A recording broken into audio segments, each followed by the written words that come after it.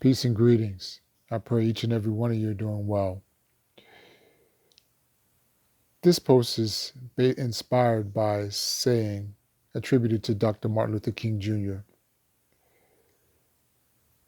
States, "There's nothing more dangerous in the world than sincere ignorance and conscientious stupidity." I've heard this saying. First time I heard it actually was on a talk show, Urban View by Mr. Joe Madison on Urban View. He says that a lot in various callers that he gets in as he um, brings forth the topics of the day that is subscribed to his show. Reason I want to bring it up, I was in a debate on Facebook, and for the most part, I read threads, I get information because I'm always learning. All of us should be learning, but I definitely take that serious to go and learn. That's the only way that you can grow as an individual is to learn. And sometimes it takes to go outside of your circles where people agree with you to at least read and or not engage with people who have different opinions and ideologies. So this particular time where I was reading just different threads, I went to a post, or what hit my wall was a post by one of my, I call one of my a shout out to my European sister in Italy. She made a simple post after the presidential election. Presidential debate, first debate, and just simply read, "Well, when he did not denounce white supremacy, that's all I needed to hear." And that brought forth a lot of responses, specifically from two individuals who were also of European descent, who were going in on her in reference to Mr. Trump making that statement, and that he has denounced white supremacy in the past, and words were twisted, so on and so forth. And it was a man and a woman, different people. I'm sorry, they weren't related. And then the gentleman was going in on her, different aspects of racism um, and oppression and so on and so forth. So I saw the sister was about to go and get emotional on him. So I came in and joined the debate.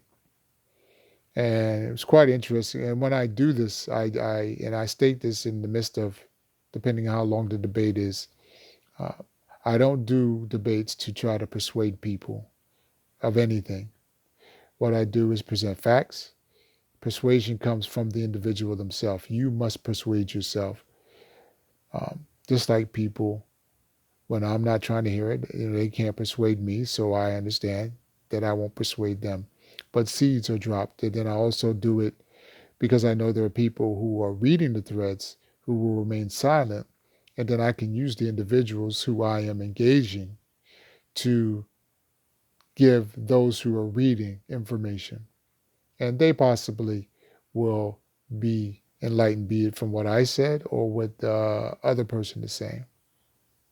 So and then also the main, and doing such, I no longer am, once I realized to do it in this manner, I no longer am emotionally attached to the conversation. So then I don't get emotional. And lastly, what I do, I'll always give respect to the people who I am engaging, call them Mr., Miss, and then they come back at 99% of the time, 99.9% of the time when I'm doing this, people are polite, even if we are disagreeing. And I think that's beneficial because then you get a chance to really hear or in this case, read full thoughts and glean their logic. So I may not need to agree with them, but I can follow with their logic, their pattern, their thought pattern.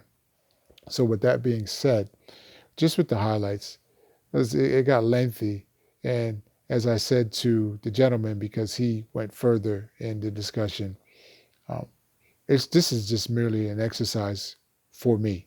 So like sparring or playing in a basketball game or whatever the case, a pickup game. This is exercise to exercise skill set to use certain techniques or whatever sparring. Um, Especially when you realize that the individuals are speaking mostly from opinion, even though some of it is versed in some factual information. So, with that being said, the main point in engaging with the woman, what she was presenting was that Mr. Trump, and it's always interesting when people start to qualify their statements first before they make the statement, which I generally smile when people do that because I'm like, just make the statement. To qualify it means that in essence, you're probably down some, be it some subconsciously, you support what you're qualifying to say that you don't. So she said that she doesn't particularly like Mr. Trump, and she started stating personal characteristics of the way he speaks, the way he talks about people, so on and so forth. But she said to me, she said, but Mr. Trump has done more for black people than any president in history. I mean, prior to him, which I smiled. And then I just took her to task to point out how that's just false. That's, oh, actually, what I did in pointing that out, I said, well, when you say more, I want to be specific. He's made, I want to be specific in terms of positive. He has not done more positively for black people in a positive nature than other presidents. And then I stated facts that you've either I've gotten from you, the person, the people who are friends of mine on Facebook, in terms of information or something that I researched. So simply this factual that under this previous administration that hate crimes have gone up exponentially versus the prior uh, administration. So that was one aspect. Another thing I pointed out was opportunity zones, which have exacerbated um, gentrification, and I posted that. So those are a couple of things, and pretty much at those points, because of the response, I understood that she wasn't familiar with that. So now we're going from circling back to my point of Dr. Martin Luther King Jr. sincere ignorance. So she may not have known, but instead of stating that she didn't know, she then went to the path of moved over to conscientious stupidity, meaning doubling down on what she was saying, which I was smiling as I read. And to her credit, very polite, because she even later, by the end of the debate with her, thanked me for being polite with her and said, God bless, be safe out here, which was cool. So I gave her this extended the greeting back to her. But she said that she couldn't address what I just said to you. So then she circled back and said, well, we won't agree, well, let's agree that we won't agree with each other, um, and just leave it at that. And she tried to point out some other topics, which again were what I would say I would equate to frailing, like if you're fighting and you start wailing away and you lose your structure, your poise, and you just start wailing. Um, but I expected that, and it was all good. And in reference to her and the politeness, I just left that particular conversation because then the gentleman was trying to go in on me. But she exited.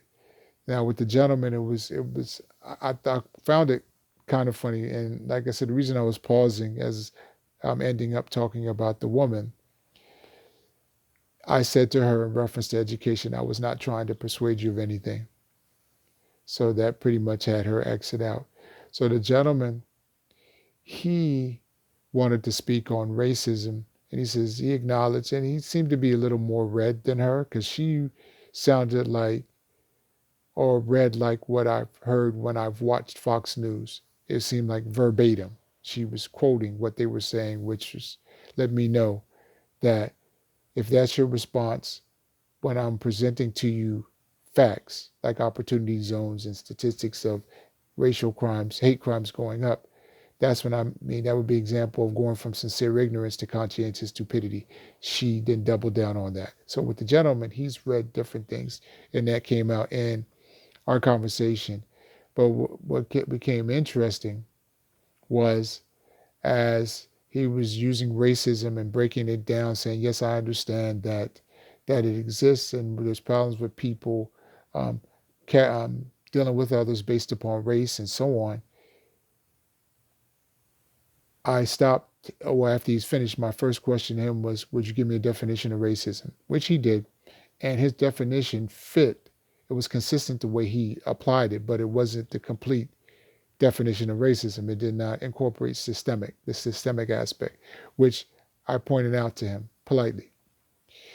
And with that, I incorporated, as you've heard me do or read that I've done and posted in the past about the 9 major people activities, and how it affects all of us and how that's incorporated within systemic racism, or systemic racism incorporates how the value system of the European, which is the dominant culture, affects us specifically, since we're talking about Black people in this conversation, how it affects us. So in his response, I realized he did not know what I was talking about. His response, well, the theory of racism, no, your belief of racism, I don't agree with. And this is what I don't agree, because this 3 aspects of it could be combined, so on and so forth, which again, I smiled. And the fact that he called it belief. And then I circled back and gave him the factual, Dr. Neely Fuller Jr., the philosophy, so on and so forth. And then and then in his answer, he spoke about oppression. So I spoke about oppression.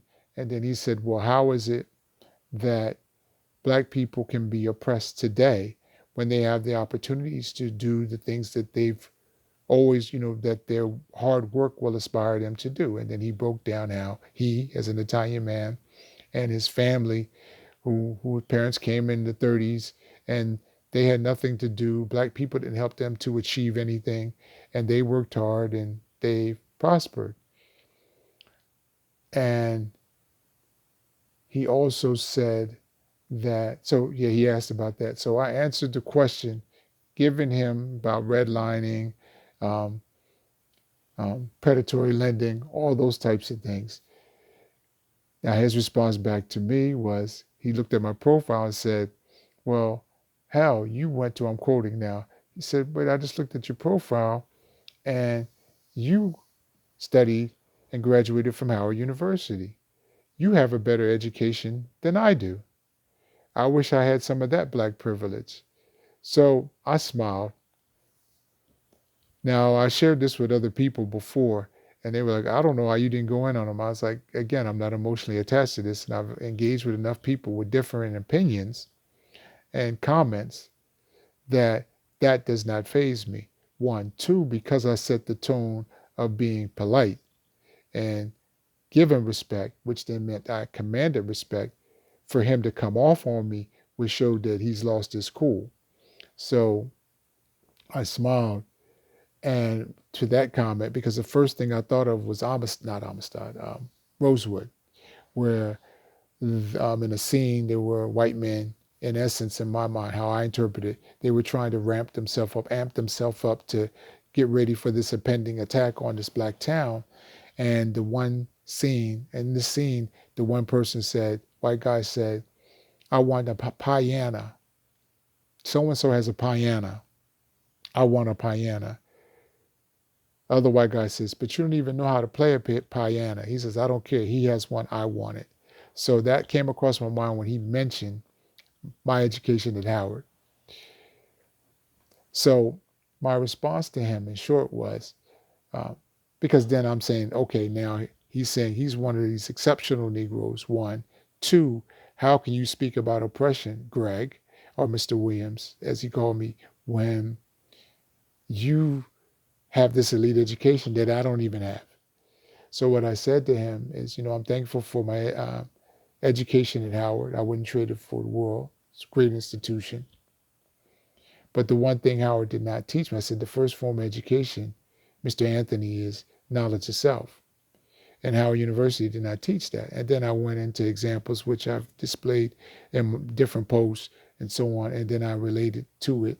I related that how it has affected us today, because first form of education, which is knowledge itself, I'm repeating it, will help you, the individual, your family, and your community in forming well, helps you as an individual to create a self-relating paradigm, which then helps you as the individual, your family, and your community to address and navigate obstacles that come your way.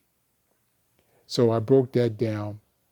And then I subsequently, from breaking that down in the next post, gave personal examples to how I was oppressed, even with my elite education. So I said, this education helped me from Howard, to navigate systemic racism to a certain degree. So it appears to you that I elevated, which is fine.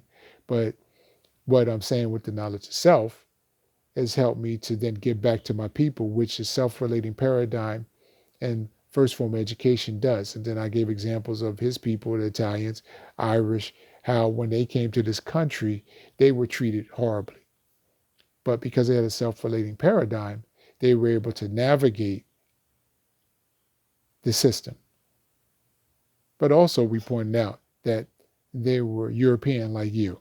So as I spoke about me specifically, and I gave him personal examples um, in terms of my neighborhood, being the only black family on the block, and dealing with banks and so on, institutions, and how I had to navigate that. But there was an oppressive aspect of it. I talked about family members who were higher qualified in working in the position that they worked in, and how they were passed over or quote oppressed by Europeans for other Europeans who were not even close to being qualified to them. So yes, although these individuals in my family had good paying jobs, but they were oppressed or held back, which oppressed means to stunt or stop in terms of a particular situation from maximizing um, growth based upon their content, based upon their self-worth, based upon their work ethic. So once I did that, for the most part, that shut it down. Because then he said, well, okay, that's what I was looking for.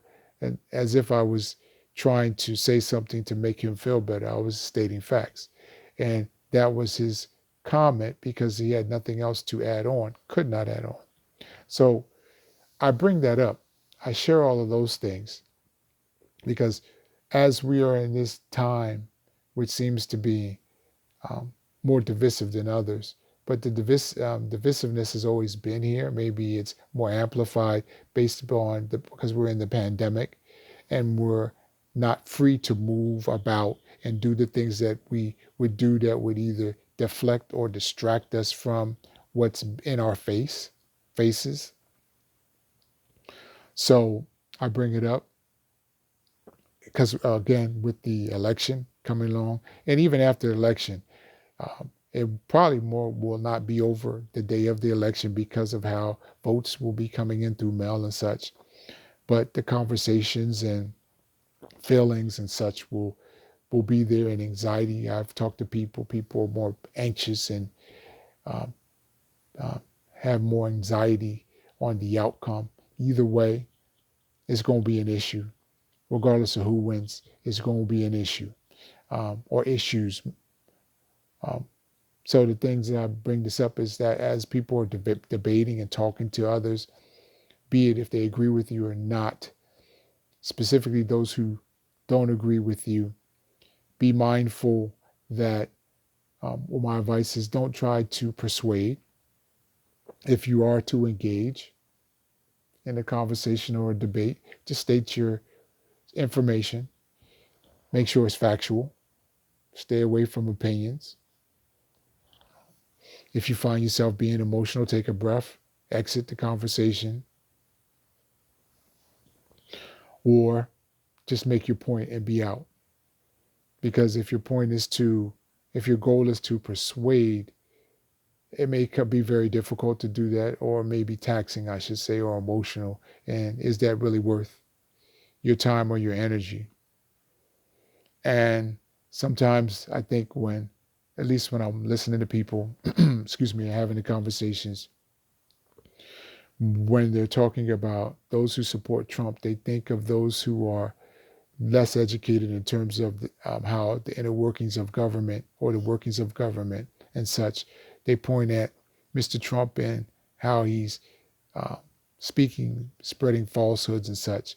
And they're like, how can they follow this person? These people don't think, they're blind drones. I'm saying to you that there are a number of people who aren't, they do know how to think. And they're not blind in the sense of having information.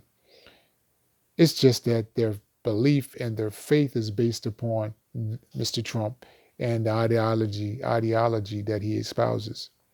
And I read something, and then I'll wrap it up with this, that they will consider themselves moderates or liberal, because these two people told me they were liberal, excuse me, as I was speaking to them or conversing with them via internet or Facebook. But as I said to another friend of mine in conversation tonight, when people speak like that at times, it's because they're comparing. When they're like, I'm not racist, immediately they're thinking, who is racist? So a lot of times when we're comparing, we think of the extreme. So the extreme would be sheet on the head, swastika on the body, carrying swastika, whatever, cross burning. They're like, I'm not that person, so I can't be racist. But the thing that I read, which I thought was quite interesting prior to coming doing this post, is that those who are making those statements aren't realizing that you may not be like those individuals, but what you want is a certain law and order where those who don't look like you or don't belong to your group can't ascend above you. So that's still bigotry. And if you are of European descent, that is a privilege that you can have because there's a system or a value system that is in place that helps to not only promote that, but to help enact to make it so that is in existence, that the it will make it more difficult for those to ascend above you. So like Mr. Anthony, as he was saying to me, you haven't been affected. Oh, I have. To get where I have to get, I had to work harder than you to get there. It's not a fault of your own. That doesn't mean you didn't work hard. It just means I had to work harder because of the systemic nature of the ism that we're speaking of. And as I said to him, you're speaking from a purely linear ideology, which if something is true, that means the other thing is false. Whereas I speak from a holistic or metaphysical ideology, which incorporates the linear, but it's more holistic. So it sees the linear, but understands that it's more encompassing, that two things can be true at the same time. So it's not necessarily one is true and one is false. So yes, Mr. Anthony, you did work hard. And because of it, your parents worked hard when they came from Italy. You worked hard and you are successful as you defined it. And God bless you for that. I am successful, but there's certain, along with that, there's no but. I am successful. And along with it, I had to jump a few more hurdles. Still have some walls that I have to get over, which I will. And my people do get over and work through. But the walls are there to where some of us aren't able to navigate it because they don't have the tools or they haven't been taught or they haven't been exposed to certain things that I and some of my brothers and sisters have. But the question is, should we have to? Shouldn't it just be leveled and then based upon what you bring to the table, you show and prove and you manifest what you manifest, simply put. So again, everyone be blessed, be safe. We're coming into the cold and flu season, and the predictions are a second wave of the virus can manifest and be more lethal. So everyone be safe out there. Do your thing.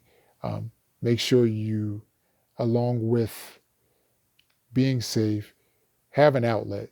So I know certain things we can't go out and do all the things that we want, but go out for a walk, run, jog. I like biking. Do some sort of exercise to release that energy so that you don't have it pent up, which will then cause the anxiety and make that anxiety become toxic to your body. Or let me rephrase that, that energy, which we call anxiety or stress, become toxic to your body, because energy should be free flowing. And if it is held on too long, then manifests itself going through the channels of your spirit, through your mind, germinating in your mind through that thought of, oh my God, what are we going to do? COVID, election, so on. Then it will go through the cycle of the mental to your physical, and then manifest itself in the physical dis-ease or ailments such as stress, um, ulcers, headaches, migraines, headaches, all types of things. So have that release so that you can keep that energy flowing, and breathe, master your breath so that you're able to help that energy to flow through you. And that will keep you balanced and help you, and that will help to connect you with that the universe and the source of God that's within you, to help you to answer any questions you have, and um, be balanced and be uh, better serving for yourself, your family, and your community. So peace and hotep. Oh, Wakanda forever.